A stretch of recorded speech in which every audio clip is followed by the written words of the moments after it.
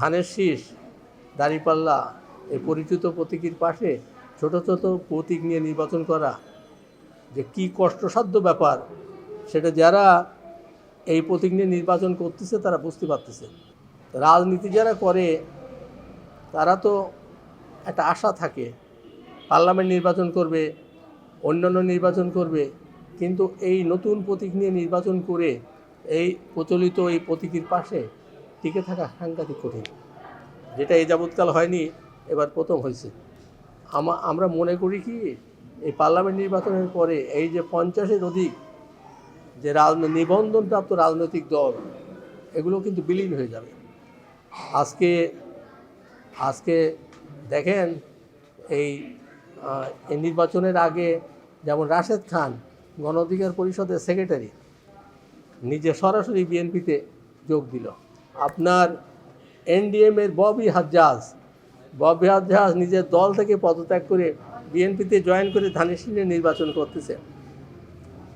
আপনার বিপ্লবী ওয়ার্কার্স পার্টির সাইফুল হকের মতন ব্যক্তিও ধানের শীষে নির্বাচন করতেছে নিজের দল থেকে অব্যাহতি নিয়ে।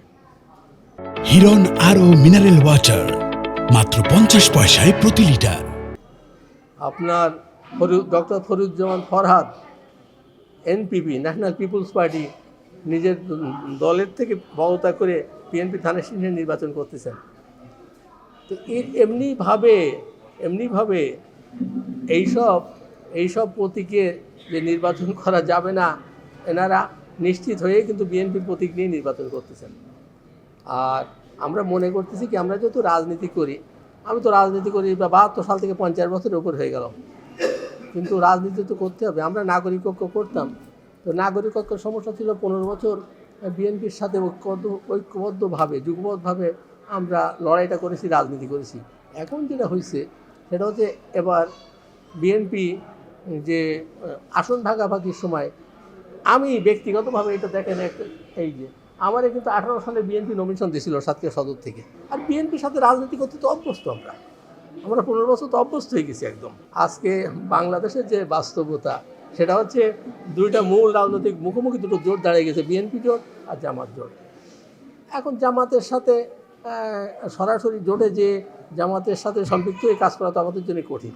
আমাদের অতীতটা তো ওই রকম না, আমরা কোনো সময় তো ওই মৌলবাদী রাজনীতির সাথে যুক্ত ছিলাম না, আমরা তো কোনোভাবেই তাদের সাথে যে রাজনীতি করতে পারবো না। সুতরাং বিকল্প কী? বিকল্প হচ্ছে বিএনপি।